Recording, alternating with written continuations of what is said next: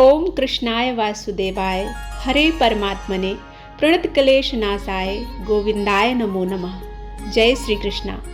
आज की वीडियो में आप रसपान करेंगे पुरुषोत्तम मास महात्म के 8वें अध्याय की कथा का।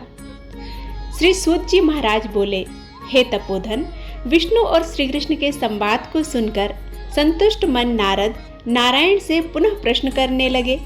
नारद जी ने पूछा, हे प्रभु, जब विष्णु बैकुंठ चले गए तब फिर क्या हुआ, इसे भी आप कहिए। आदि पुरुष कृष्ण और हरिसुत का जो संवाद है वह सब प्राणियों को कल्याण देता है। इस प्रकार प्रश्न को सुनकर फिर भगवान बद्री नारायण जगत को आनंद देने वाला बृहद आख्यान कहने लगे। तदंतर विष्णु बड़े प्रसन्न होकर बैकुंठ गए और वहां जाकर हे नारद अधिमास को अपने पास ही बसा लिया। अधिमास बैकुंठ में वास पाकर अत्यंत प्रसन्न हुआ और 12 मासों का राजा होकर विष्णु के साथ रहने लगा। 12 मासों में मलमास को श्रेष्ठ बनाकर विष्णु मन से संतुष्ट हुए। हे मुने, अनंतर भक्तों के ऊपर कृपा करने वाले भगवान युधिष्ठिर और द्रौपदी की ओर देखते हुए कृपा करके अर्जुन से यह बोले। श्री कृष्ण बोले, हे राज शार्दुल, हमको मालूम होता है कि तपोवन में आकर आप लोगों ने दुखित होने के कारण पुरुषोत्तम मास का आदर नहीं किया। वृंदावन की शोभा के नाथ भगवान का प्रिय पात्र पुरुषोत्तम मास आप वनवासियों का प्रमाद से व्यतीत हो गया। भीष्म, द्रोणाचार्य, कर्ण के भय से संतृप्त ग्रस्त मन आप सब लोगों ने भय और द्वेष से मुक्त होने के कारण प्राप्त पुरुषोत्तम मास का ध्यान ही नहीं किया। कृष्ण द्वैपायन व्यासदेव से प्राप्त विद्या के आराधन में तत्पर रणवीर अर्जुन ने इंद्रकील पर्वत पर चले जाने पर उसके वियोग से दुखित आप लोगों ने पुरुषोत्तम मास को नहीं जाना।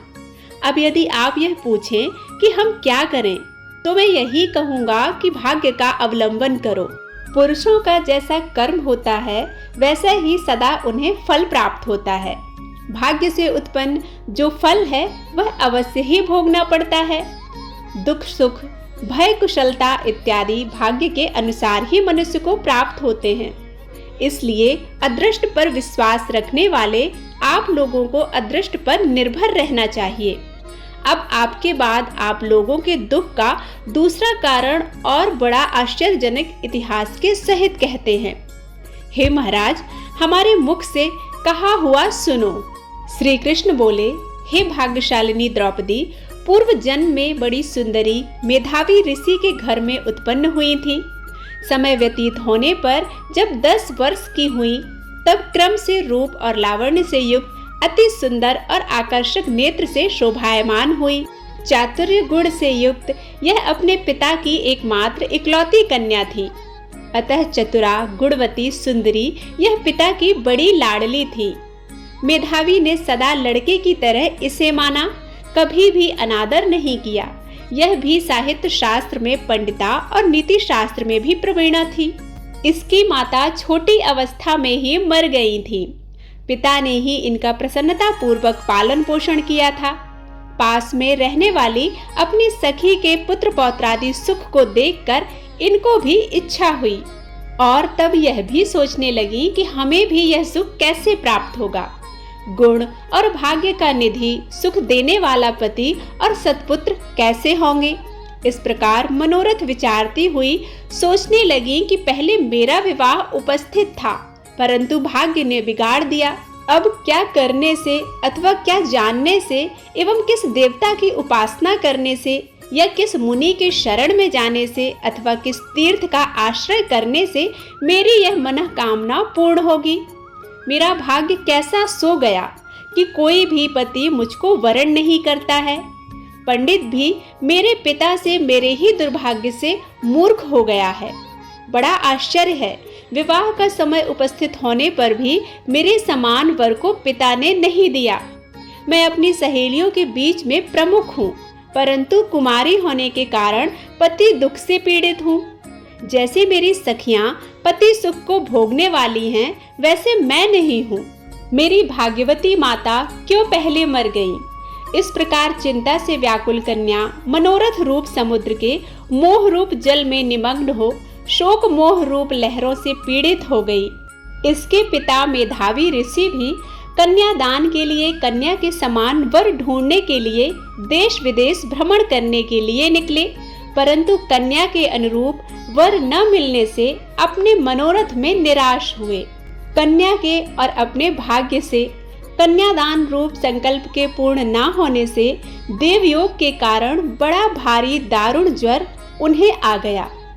सब अंग ऐसे फूटने लगे जैसे समस्त अंग टूट टूट कर अलग हो जाएंगे और ज्वर की ज्वाला से व्याकुल हुए गहरी लंबी सांसें लेते हुए महादारुण मूर्छा से मदिरा पान से उन्मत्त की तरह पैर लड़खड़ाते गिरते पड़ते किसी तरह घर में आए और आते ही पृथ्वी पर गिर पड़े।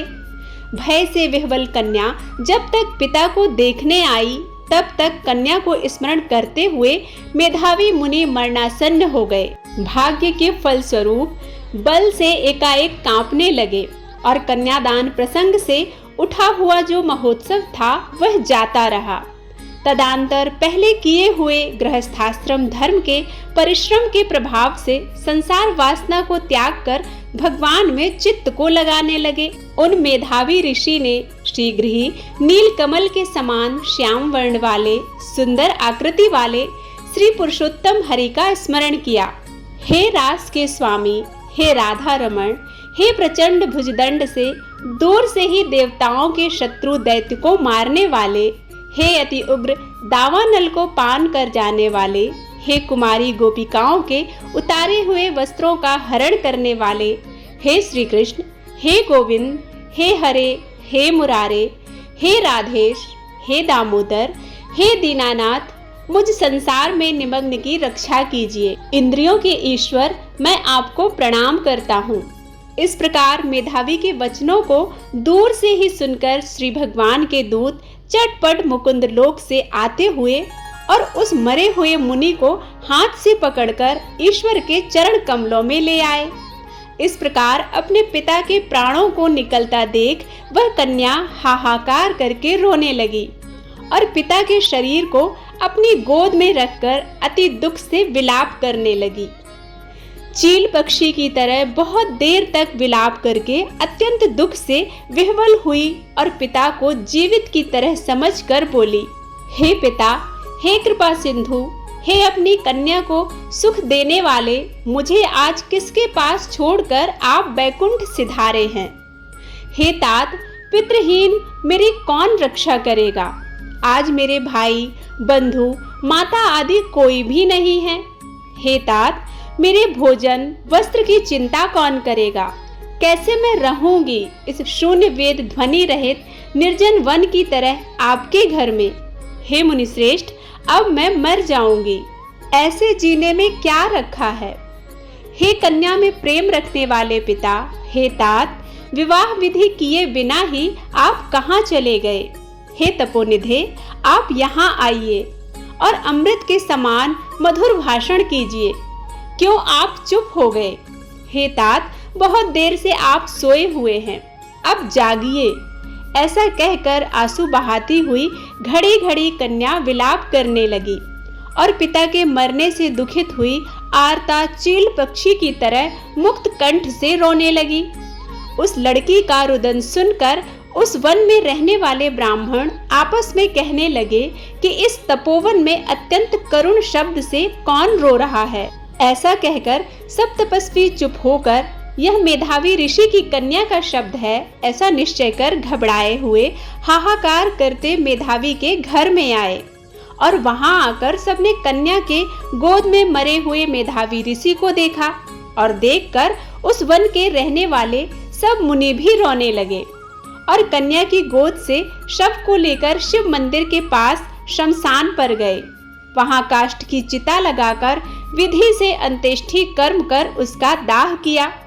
दाह के अनंतर कन्या को समझाकर सब ऋषि अपने अपने आश्रम गए।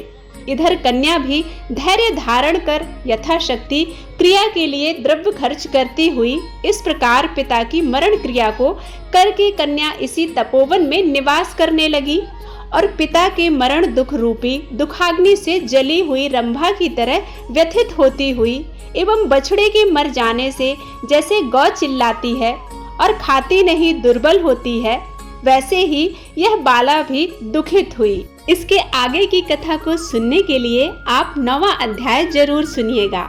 उम्मीद करती हूँ यह कथा, यह महात्म आप सभी को पसंद आया होगा। यदि पसंद आता है तो प्लीज़ लाइक ज़रूर कीजिएगा। चैनल पर पहली बार आए हैं तो इसे सब्सक्राइब करना बिल्कुल मत भूलिएगा। बेल बटन प्रेस कीजिए ताकि नए वीडियोस आप तक रोज़ पहुंच सकें।